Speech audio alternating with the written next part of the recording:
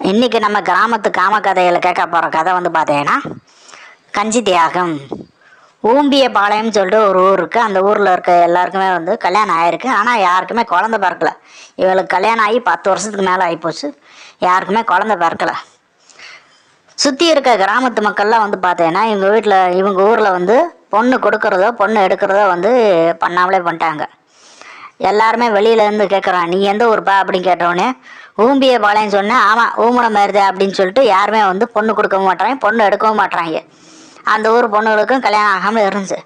இது ஒரு பெரிய பிரச்சனை ஆயிடுச்சு. இந்த ஊருக்காரங்க வந்து சுற்றி இருக்கவங்களை வந்து கிண்டல் பண்ணுறது கேலி பண்ணுற மாதிரி இருந்திருக்காங்க. அதனால் வந்து இப்படியே போயிட்டு இருந்துச்சு. பக்கத்தில் இன்னொரு ஊர் இருக்குது, அது பேர் வந்து ஊம்பாது பாளையம். அந்த கிராமத்தை வந்து பார்த்தீங்கன்னா இமயமலை அடிவாரத்தில் வந்து ஒரு சாமியார் வந்து தியானம் பண்ணி மூலிகையெல்லாம் வந்து அரைச்சி கொடுத்து சித்தர் மாதிரி வந்து இந்த ஊருக்கு வந்திருக்காப்புல. ஊம்பாது பாளையத்தில் அந்த ஊர்லேயே அதே மாதிரி பிரச்சனை வந்திருக்கு. ஆனால் அந்த சாமியார் தீர்த்து வச்சிருக்காப்புல. இது மூலமாக என்ன நினைக்கிறாங்கன்னா, ஊம்பாது பாளையத்துலேருந்து மக்களுக்கு வந்து ரொம்ப சந்தோஷமாயிருச்சு.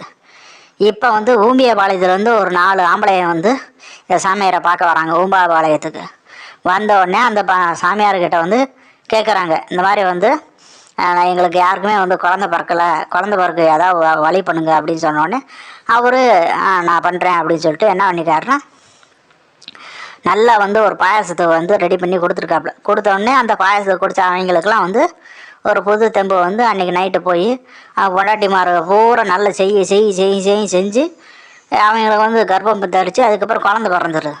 இதனாலே அந்த ஊருக்கு வந்து பேர் வந்து கெட்ட பேர் பூரா நீங்க ஆரம்பிச்சிருது. இப்படியே வந்து போயிருக்கு. ஒவ்வொரு குடும்பத்துலேயும் வந்து ஒவ்வொரு குழந்தையெல்லாம் பிறக்க ஆரம்பிச்சிருச்சு. இந்த கதையோட ஹீரோ வந்து பேர் வந்து வெள்ளைக்கஞ்சி வந்து இந்த மாதிரி தான் புதுசாக கல்யாணம் பண்ணான். அவனுக்கு குழந்த இல்லாமல் 15 வருஷம் ஆகிப்போச்சு. அது பக்கத்து வீட்டுக்காரன் ஃப்ரெண்ட்ஸ் எல்லாம் வந்து பார்த்தேன்னா அந்த ஊம்பாது பாளையத்தில் இருக்கக்கூடிய சாமியாரை போய் பார்த்து பாயசத்தில் குடித்து ஆளுக்கு 2 குழந்தையா பத்து தள்ளிட்டாங்க. இதெல்லாம் பார்த்துட்டு இதெல்லாம் சும்மாடா ஃப்ளூன்ஸில் அடிச்சிடுறா, எல்லாத்துக்கும் நம்ம முன்னோர்கள் தான்ட காரணம், நமக்கு இல்லாத அந்த ஆளு வந்து கொடுக்குற பாயசத்தில் இருக்க போதுட்டு கிண்டல் பண்ணிக்கிட்டேன்.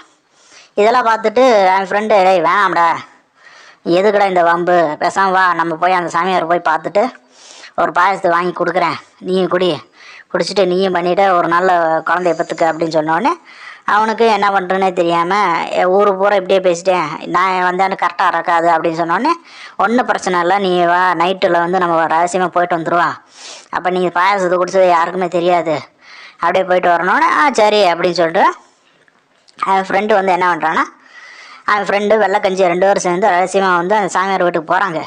சாமியார் வீட்டுக்கு போகணுன்னே சாமியார் வந்து என்ன பண்ணேன்னா உட்காந்து தியானம் பண்ணியிருக்காப்புல. ஓ, சாமியார் பெரிய சாமியார் போல இருக்கு, உட்காந்து தியானம்லாம் பண்ணுறாப்புல, வா நம்ம போய் உட்காந்துக்குவோம் அப்படின்னு சொன்னோடனே உட்காந்துட்டு பார்த்துருக்காப்புல. அந்த ஆள் பார்த்தேன்னா வாயில் வந்து பார்த்தோன்னா மந்திரம் சொல்லிகிட்டே இருக்காப்புல. அது யாருக்குமே என்னானே புரியவே இல்லை. சரின்னு சொல்லிட்டு சாமியார் கண்ணு திறந்தோடனே இவங்க 2 பேரும் இருந்துக்காங்க. வாங்க குழந்தைகளா, உங்களுக்கு என்ன வேணும்னா, எங்களுக்கு ஒரு குழந்தை வேணும், அதுதான் பிரச்சனை. இருந்தோன்னே என்ன சொல்கிறீங்க எனக்கு புரியல. இல்லை, எங்களுக்கு கல்யாணம் ஆகி 15 வருஷம் ஆயிடுச்சு, என் ஃப்ரெண்டுக்கு அவனுக்கு வந்து ஒரு குழந்தை பிறக்கணும், நீங்கள் ஏதோ பாயசம் கொடுப்பீங்களா, அதுக்காண்டி தான் நான் வந்திருக்கேன் அப்படின்னோடனே, அப்படியா, சரி ஒன்றும் பிரச்சனை இல்லை, இன்றைக்கி நைட் ஆகிப்போச்சு, நான் எப்போவுமே பாயசம் வந்து விடிய காலையில் தான் பண்ணுவேன், ஒரு 3 பேருக்கு மட்டும்தான் கொடுக்க முடியும், நாளைக்கு காலையில் 3 பேர் வந்துடுவாங்க, அதனால் வந்து நீ என்ன பண்ணுறேன்னா ஒரு நாள் எக்ஸ்ட்ரா ஸ்டே பண்ணிவிட்டு இருந்து பாயசம் வாங்கிட்டு போயிரு அப்படின்னு சொன்னோன்னே, அப்படியா சாமியார் அப்படின்னு சொல்லிட்டோன்னே அவனும் அந்த கிராமத்துலேயே அந்த சாமியாரோட வீட்லேயே வந்து தங்கிடுறான். நைட்டு வந்து படுத்துட்டு இருக்கும்போதே வந்து அவன் ஃப்ரெண்டும் வந்து வெள்ளைக்கஞ்சியும் வந்து பேசிகிட்டு இருக்காங்க. இந்த சாமியார் என்ன பண்ணுவாப்புல, ஏதோ முக்கியமான மூலிகை போட்டுட்ருப்பாரா, அந்த மூலிகை என்னான்னு நம்ம தெரிஞ்சுக்கணுமே, அது தெரிஞ்சால் தானே நமக்கு வந்து நல்லா இருக்கும், நம்மளும் வந்து நம்ம கிராமத்தில் இருக்க ஆளுகளுக்கெல்லாம் வந்து ஒரு சேவையாக பண்ணிடலாமே அப்படின்னு சொன்னோடனே பண்ணுவோன்னே விடியங்காலையில் ஆகி போயிடுச்சு. மணி வந்து 4:30 மணி ஆயிடுச்சு. சாமியார் எழுந்திரிச்சு நல்லா குளிச்சுட்டு உள்ளே வந்து பாயச கண்டியை ரெடி பண்ணி கிண்ட ஆரம்பிச்சிட்டாப்புல. இவங்க 2 பேரும் வந்து ஜன்னல் வழியை எட்டி பார்த்துட்ருக்காங்க. என்னடா அது, சாமியார் ரொம்ப சுத்தமான ஒரு போல இருக்குது, பாரு எவ்வளோ பவ்யமாக காலையில் எழுந்துச்சு காலங்காத்தாலே குளிச்சுட்டு உட்காந்து பாயசத்தை கிண்டிகிட்டு இருக்காப்புல, என்ன மனுஷன் அப்படின்னோடனே அவன் ஃப்ரெண்டு, ஆமாம்மா சாமியார் உண்மையிலே பெரிய சாமியார் தான், இப்படிலாம் வந்து நம்ம சாமியார் கிடைக்கிறதுக்கு ரொம்ப கொடுத்து வச்சுருக்கணும்னு சொன்னோன்னே சந்தோஷப்பட்டு இருந்தாங்க. அது என்ன மூலிகைன்னு ஊற்று ஊற்று பாடுறான்னொன்னே பார்ப்போம் இரு இரு அப்படின்னோடனே அவர் பாயாசத்தை நல்லா கிண்டி வச்சுட்டு கீழே இறக்கி வச்சுட்டு மறுபடியும் போய் இன்னொரு ஆட்டி குளிச்சுட்டு வராப்புல. இந்த சாமியார் எதுக்கு ஓயாமல் குளிச்சுட்டே இருக்காப்புல, எனக்கு தெரியலையே, வேர்வையாக இருக்கா அதனால் குளிக்க போயிருப்பாப்புல, இதெல்லாம் என்னடா அப்படின்னு சொன்னோன்னே அந்த சாமியார் வந்தாப்புல ஒரு சின்ன துண்டை கட்டிட்டு வந்துடுறாப்புல. சின்ன துண்டில் பார்த்தோன்னா வெளியில் வந்து பார்த்தேன்னா ஒரு இது தெரியுது. என்னடா அது பெருசாக இருக்குது, என்னடா அது அது பார்த்த குஞ்சு மாதிரி தெரியுது. சாமியாருக்கு பெரிய சாமானம் இருக்கும் போல இருக்கு. அதனால தான் இப்போ இந்த விஷயம் தெரிஞ்ச ஆளாக இருக்காப்புல, அனுபவசாலியில், அதனால் நிறையா இருக்கும் விஷயம் அப்படின்னோடனே சரி நீ சொல்கிற வாஸ்தவம் தான் சொல்லிட்டு நம்ம வெள்ளை கஞ்சி பேசாமல் இருக்கேன். திடீர்னு பார்த்தா சாமியார் பார்த்தேன்னா கொஞ்சம் வந்து அடிக்க ஆரம்பிச்சிட்டாப்புல, கை அடிக்க ஆரம்பிச்சிட்டாப்புல. என்னடா அது, அவங்க 2 பேரும் பார்த்தோன்னே வாயை பொழந்துட்டாங்க. என்னடா அது சாமியார் என்னடா பண்ணிகிட்டு இருக்கேன், சாமியார் கஞ்சி கொடுத்துட்ருக்காப்புல, ஏன்னா இவன் கஞ்சியை வாங்கி குடிச்சு தான் வந்து நம்ம வந்து குழந்தை பார்த்துக்கணும், அப்படிப்பட்ட குழந்தைய எனக்கு வேணாம்டா, இதெல்லாம் ஒரு பொழப்பாடா அப்படின்னு அவங்க 2 பேருமே வந்து வந்தாங்க, வாசலில் நின்னாங்க. வந்து நின்னோடனே சாமியார் வெளியே வந்தாப்புல, தம்பி உனக்காண்டி இப்போ தான் சுட சுட ரெடியாக வச்சுருக்கேன், முதல் நீ தான் குடி அப்படின்னோடனே இல்லை சாமி எனக்கு வேணாம் அப்படின்னோடனே ஏன்ப்பா குழந்தை பிறக்க வேணாமா, யோ நீ என்ன பெரிய மனுஷனா என்னையா, மனசாத்தி தொட்டு சொல்லியா, யோ ஓ குஞ்சுலேருந்து வர்ற கஞ்சி குடிக்கிறதுக்கு தான் நாங்களாம் வந்திருக்கோமா.